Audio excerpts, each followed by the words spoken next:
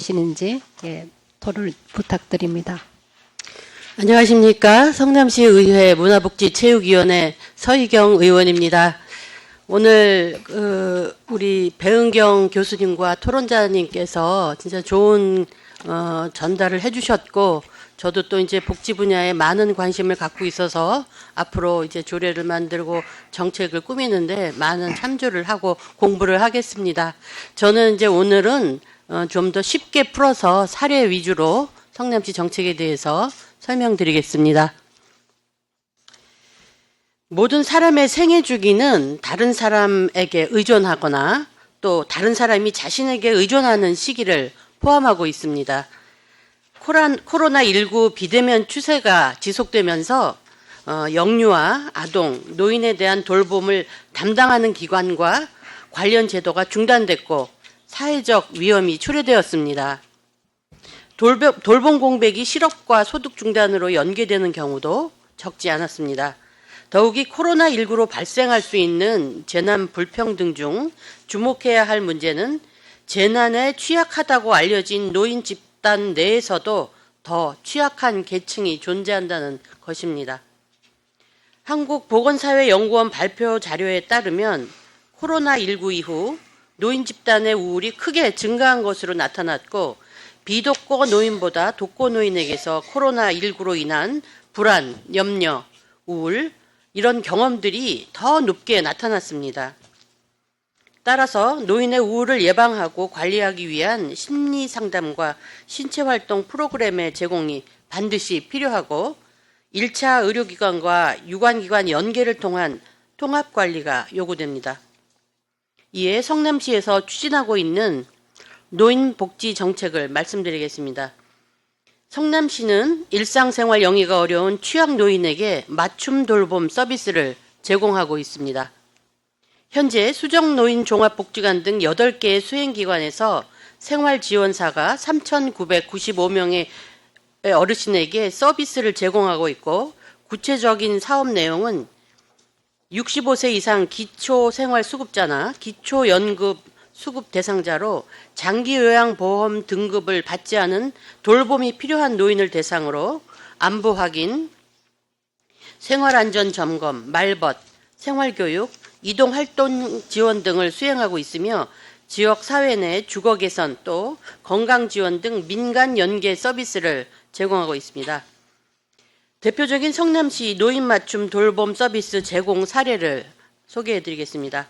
먼저 분당구 야탑동 권모 어르신은 2020년부터 성남시 노인 맞춤 돌봄 서비스를 제공받고 있었는데 지속적으로 중독 증세가 호전되지 않아 폭음과 단주를 반복하던 중에 생활지원사의 의뢰로 성남시 중독관리 통합지원센터와 연계해 알코올 중독 모니터링 교육을 시행했습니다.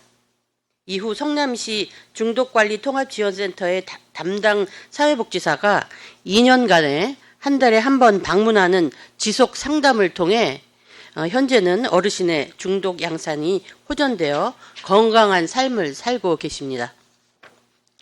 또한 분당구 구미동 김모 어르신은 2021년부터 노인 맞춤 돌봄 서비스를 제공받던 대상자이신데요. 신경정신과 진료 후 우울증 약을 처방받고 복용하고 계셨습니다. 그런데도 생활지원사 관찰 결과 불면증, 우울증 등 증세가 호전되지 않아서 경기도 노인종합상담센터 심리상담 서비스를 연계해서 주 1회 10개월간 전화 상담을 했습니다. 그 결과 어르신의 건강이 많이 호전되어 노인 일자리 사업에도 참여하는 등 안정을 찾고 일상적인 사업을 영위하고 계십니다. 다음으로 우리시 응급안전안심 서비스를 소개하고자 합니다. 응급안전안심 서비스는 지역사회 예방적 돌봄의 차원에서 독거노인과 장애인의 가정에 게이트웨이 또 화재 감지기 등을 설치해서 응급 상황 발생 시 119에 자동 신고되는 시스템입니다. 현재 성남시 독거노인 종합지원센터에서 14명의 응급관리 요원이 4,167명의 대상자를 관리하고 있습니다. 우리시 생활지원사의 지속적인 안전 확인으로 위험에 처한 어르신을 조기 발견하고 생명을 살릴 수 있었던 사례를 하나 소개해드리겠습니다. 2023년 9월 18일 성남시 분당구 정자동 한솔마을에 홀로 거주하는 41년생 어르신의 안전 확인차 생활지원사가 방문을 했습니다. 문을 두드려도 응답이 없고 전화를 해도 받지 않는 상황이었습니다. 또 이제 그 생활지원사가 활동 감지 기록을 봤는데 이거 역시 외출 기록이 없었습니다. 그래서 이 생활지원사가 보호자와 연락을 취하고 어르신과 관계된 곳에 연락을 취했습니다. 그리고 우유 투입구로 어르신을 이제 불러보니까 희미하게 대답하는 소리가 들려서 즉시 119에 신고를 했고 119 대원이 현장 출동을 해서 쓰러진 어르신을 발견했습니다. 차병원으로 긴급 이송했고 현재는 입원 치료 후 건강을 회복 중입니다. 아울러 우리시는 노인 자살 예방 사업을 활발히 추진하고 있습니다. 노년층의 사회적 고립과 우울은 타 연령층 대비해서 자살로 이어지는 위험이 매우 높습니다. 그래서 우리가 많은 관심과 주의를 가져야 되는데요. 이에 성남시는 지역사회 노인들의 우울을 조기 발견하고자 비대면 말벗 서비스와 같은 심리지원 서비스를 제공하고 신체활동 프로그램, 인문 강의나 음악 등 문화 프로그램, 또 심리치료 서비스 등을 연계해 제공하고 있습니다. 하나의 사례로 수정중앙노인종합복지관에서 진행한 디지털 기기 역량 강화 교육 후기를 알려드리겠습니다. 아까 우리 내 마음의 봄 이런 거 설명해 주셨잖아요. 근데 그것 어느 정도 연관이 되는 부분이긴 한데 디지털 기기 역량 강화 교육은 복지관 내 인기 프로그램입니다. 독거노인 대상으로 스마트폰 사용 방법 관련 체험형 교육을 제공함으로써 실생활에 도움이 되어 만족도가 매우 높았습니다.